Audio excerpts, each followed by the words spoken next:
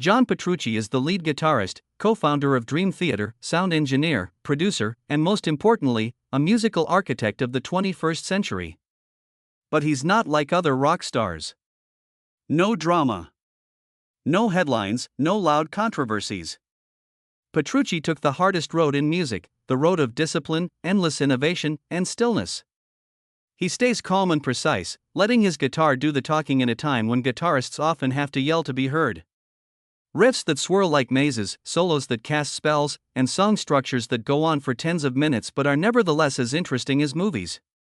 Petrucci. You don't simply hear music, you feel it. But what made him who he was? A guy from Long Island grew up in a house where his sister played the piano and bass all the time.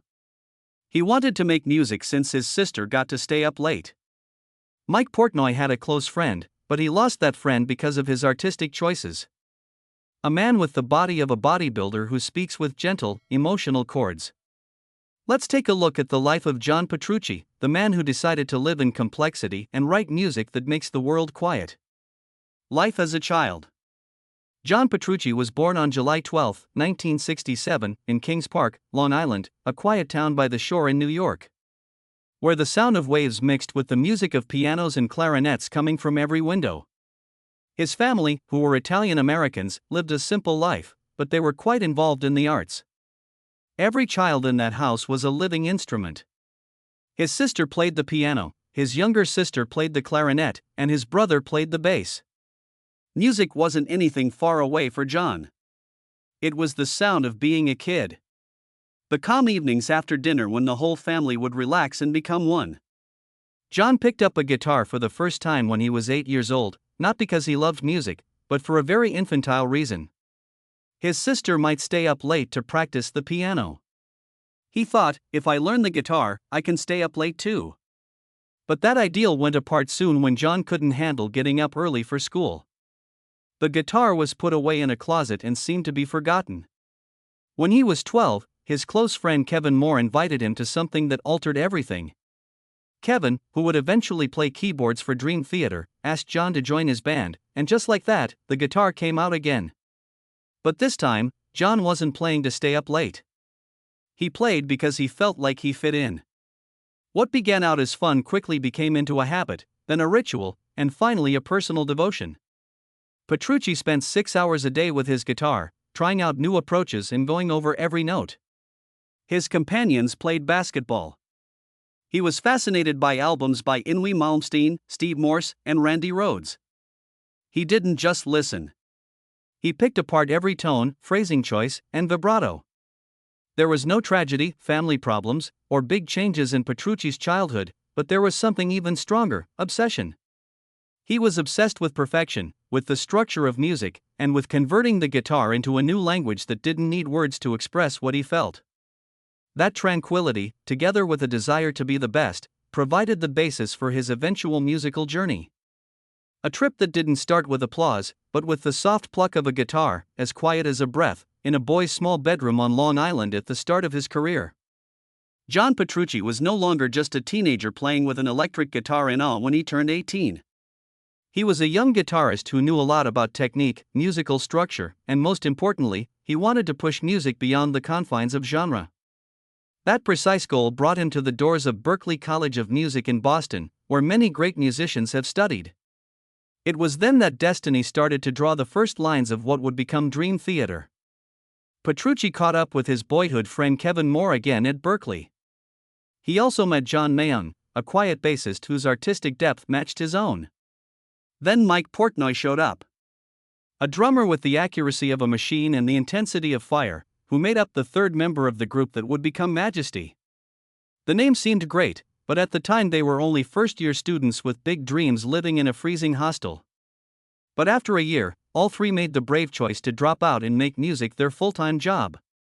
It wasn't a rejection of a love for learning.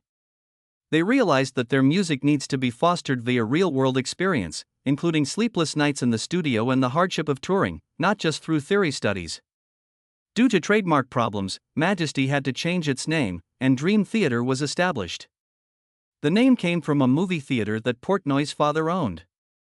They put out their first album, When Dream and Day Unite, in 1989, with singer Charlie Domenecki. The album didn't get a lot of attention, but it was a quiet statement. Dream Theater was ready, and Petrucci was in a place where no one could stop him.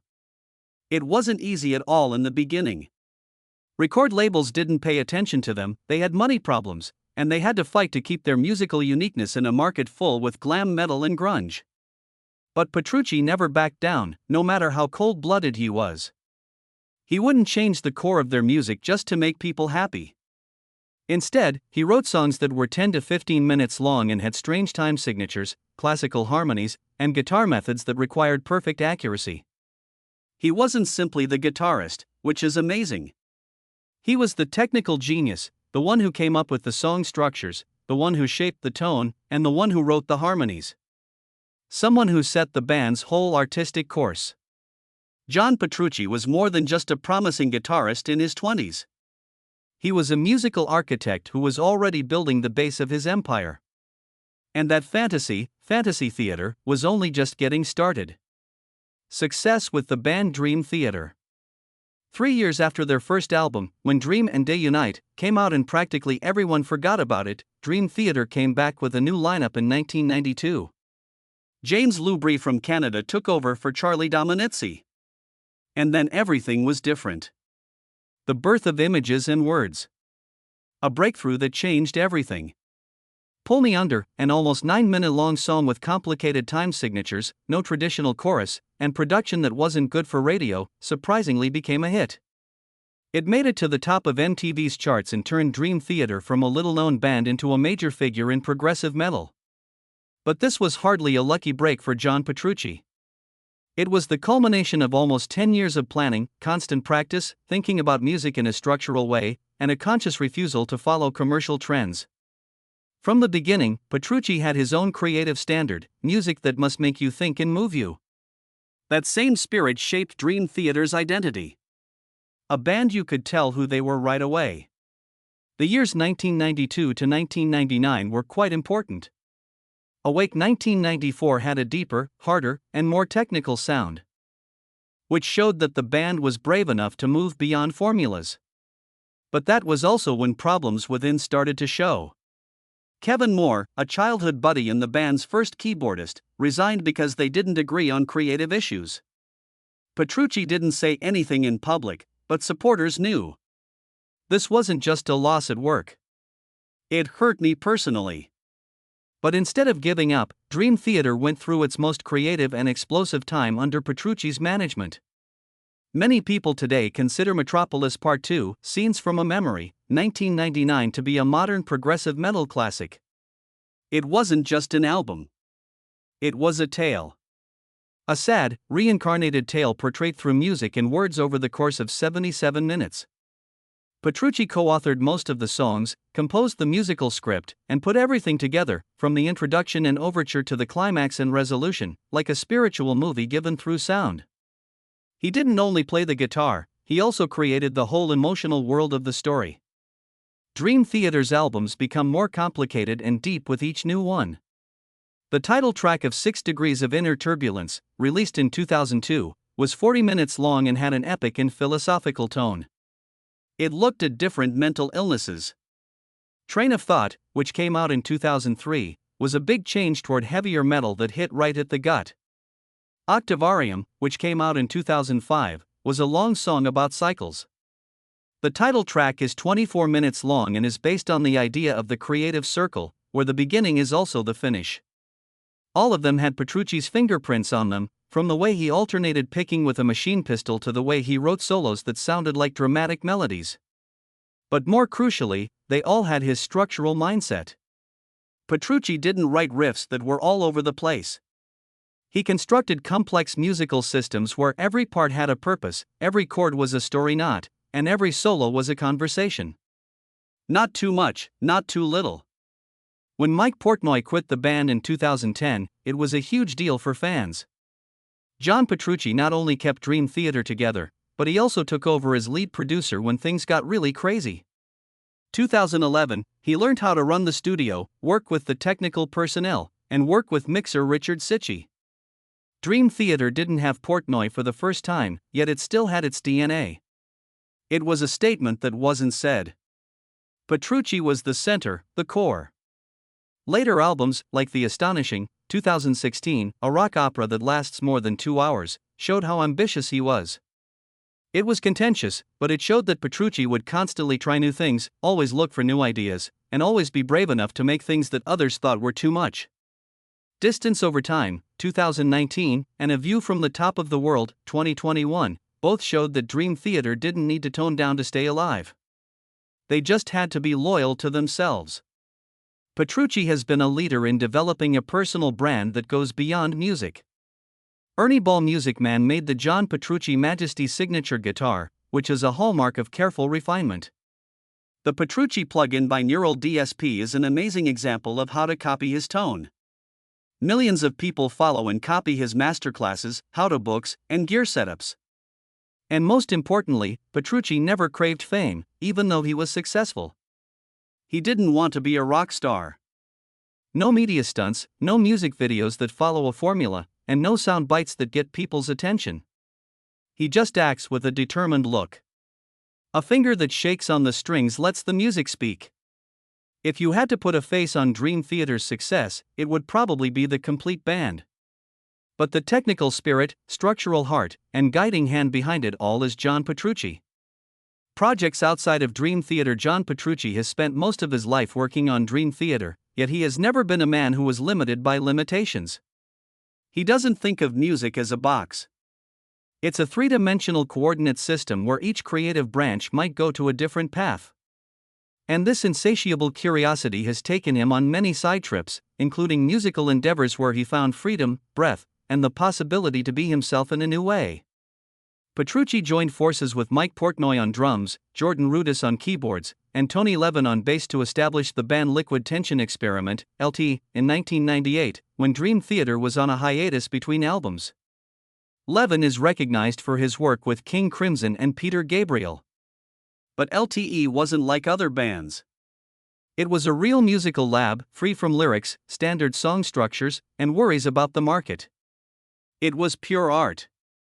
Petrucci stopped looking like a strict conductor and started looking like a sound explorer. Going into the worlds of fusion jazz, advanced instrumental music, electronic music, and even current classical music. Paradigm change, universal consciousness, acid rain, each song was like a bizarre picture, with every note sounding like a photon colliding in space. What made it so special? The studio did everything live. No overdubs and no fixes after the fact. There was no safety net for any of the pieces. LTE got back together in 2021 with the album LTE 3, which was a high-energy comeback. This was the first time Petrucci, Portnoy, and Rudess had collaborated together since Portnoy left Dream Theater in 2010. The reunion shocked the fans. They played without saying a word, and the world understood. There are no enemies of real music. Petrucci released his first solo album, Suspended Animation, in 2005. It was an all-instrumental endeavor that showed a very different side of him than Dream Theater. He was free from the rules of the band and the necessity to blend technique with story here. He played what was deep inside him, a little blues, a little shred, a cinematic atmosphere, but always with a heartbeat behind every note. Petrucci surprised everyone by coming back with his second solo album, Terminal Velocity, in 2020, 15 years after the first one. After 10 years away, it was an emotional reunion with Mike Portnoy. No big press release or flashy ad campaign, just a simple post on social media. I needed a drummer who could read my mind. Portnoy came in gently and played like they had never been apart. Terminal Velocity was more than just a solo album. It was a way to make up with someone, a message about friendship, time, and music as a force that brings people back together after they've been apart.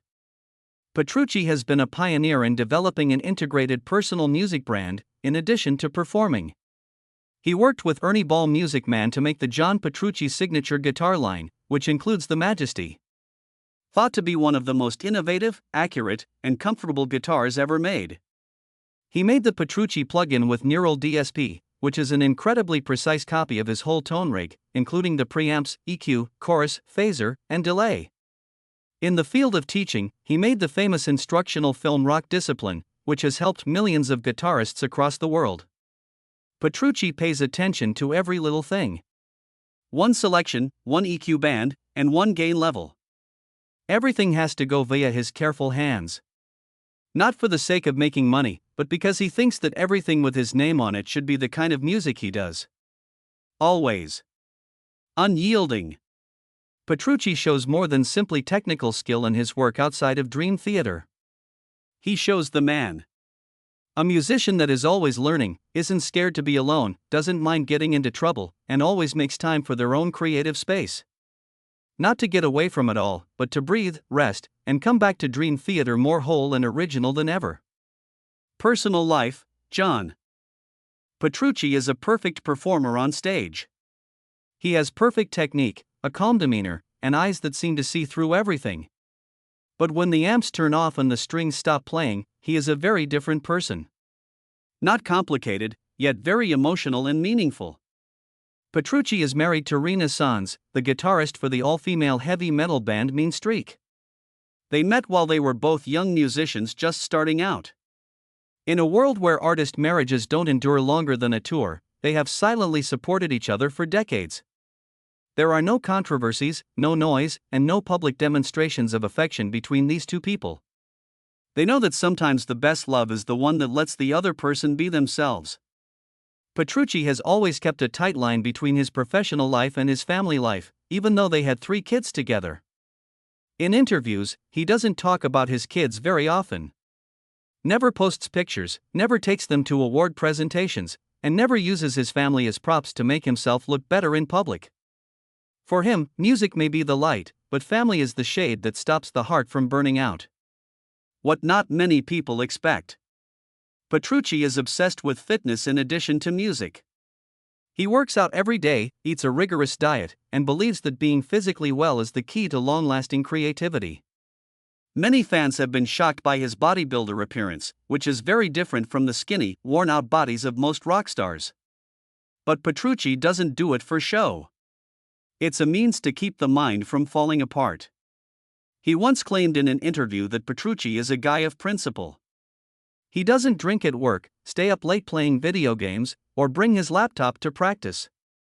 His schedule is like an Excel sheet that changes every hour. It may sound robotic, but it's what keeps him grounded in a business full of chaos. And yet he isn't cold. People who have met Petrucci in person generally say he is pleasant, polite, and surprisingly humble.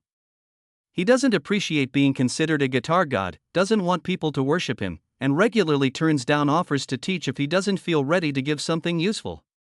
He thinks that making music is a privilege, not a right. He feels that he never has enough time to do what he needs to do, and that's what bothers him the most. Father, husband, artist, and creator.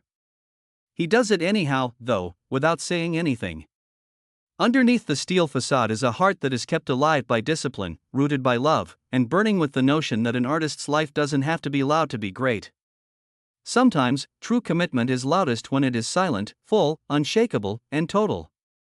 Controversies and shadows. People both appreciate and hesitate to talk about John Petrucci, but it's not his skill that makes them do so. He has complete control. He controls the rhythm, the structure of the song, the replies to interviews, and even himself. Petrucci does not believe that art is a place to let out feelings, cry, or show your true self. He is the cold engineer who makes musical blueprints that leave no room for mistakes. Art is architecture. But it was this stiffness that caused the fissures to begin to emerge. When Mike Portnoy, a friend, co-founder, and musical partner of Petrucci's for more than 20 years, left Dream Theater in 2010, Petrucci didn't say anything.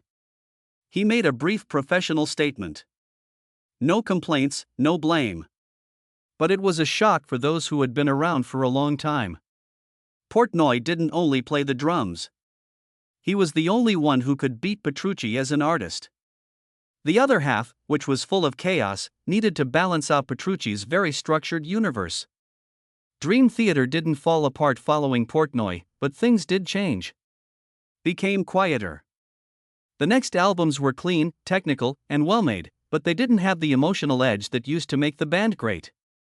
Many fans thought Petrucci had made Dream Theater into a flawless template, but many also thought that the band's wild vitality, which had been present on albums like Scenes from a Memory and Train of Thought, had faded. He maintained the spacecraft on course, but it couldn't wander even a little bit. A small comment made during an interview in Europe years later caused more trouble. When asked what he thought about politics, he said, "I like Trump.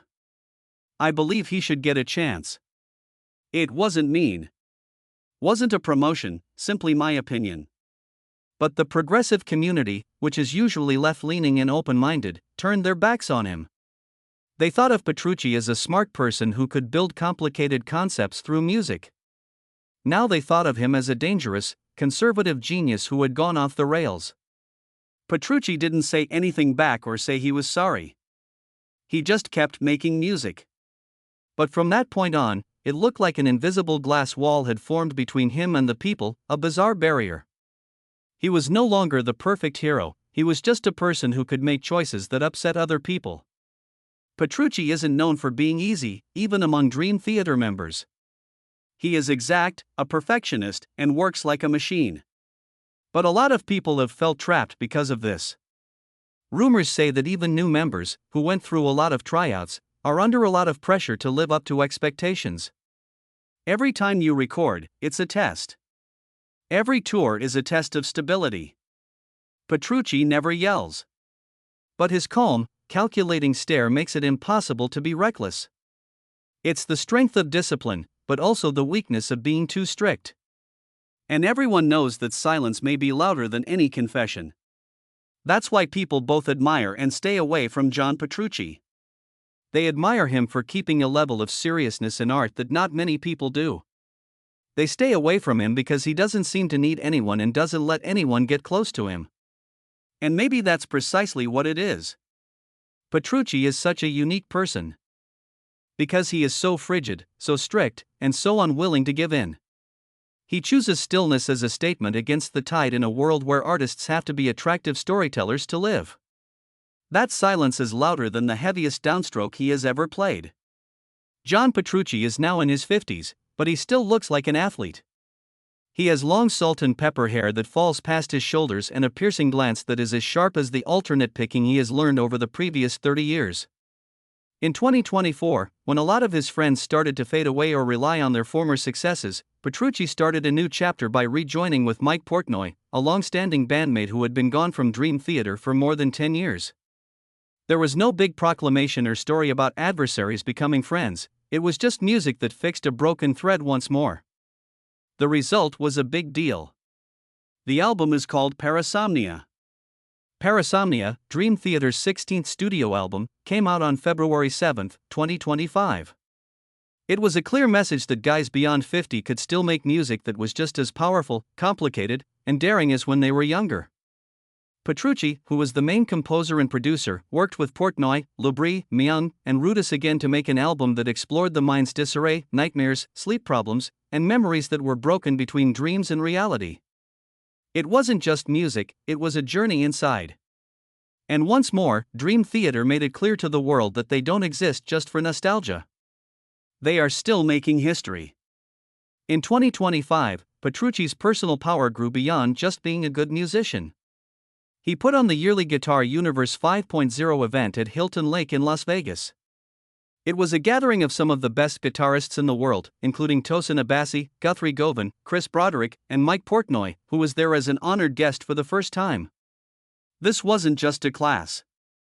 Petrucci made a small universe for guitar lovers to really get into the skill, the art, and the passion. In terms of legacy, Petrucci is not someone who created a trend. He was someone who kept a discipline alive. In a world of guitar players who are always looking for the next big thing, shred today, gent tomorrow, TikTok content next, Petrucci stuck to a philosophy. Music needs to find a balance between the mind and the heart. The artist's passion, superior technique, and personal storytelling all come together in a logical way. That's why he has been a role model for generations of guitarists, from young players learning rock discipline to famous musicians like Tosin Abasi, Mark Holcomb, and Misha Mansour, who all look to him as a guide for current guitar mastery. Guitar World and Guitar Player magazines have rated him the most influential guitarist of his generation several times. He is always regarded among the best guitarists of all time, along with superstars like Steve Vai, Joe Satriani, and Alan Holdsworth. But what might be even more important is the quiet respect he gets from those in the business. Petrucci doesn't require the biggest stage, the longest solos, or stuff that goes viral. People realize that the bar has been raised when he picks up a guitar. It's amazing that Petrucci has never tried to become famous. He has never published an autobiography, made a documentary about himself, or used the media to make himself look good. He just keeps working, playing, and getting better at the trade he started when he was 12 years old. That's when a child named John chose to practice for 6 hours a day in his modest bedroom. Maybe that's what made his legacy so special. It doesn't have to do with accolades, plaudits, or rock star labels.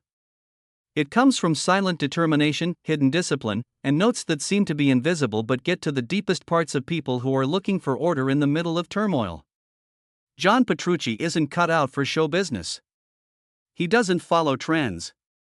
He is a musical construction that is always moving and never stops. What do you think about John Petrucci's amazing journey? What part of his career has stuck with you the most? And which Dream Theater song has moved you the most? Please leave your opinions in the comments section below.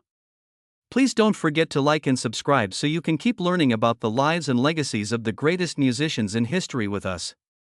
Thanks for tuning in. See you in the future video.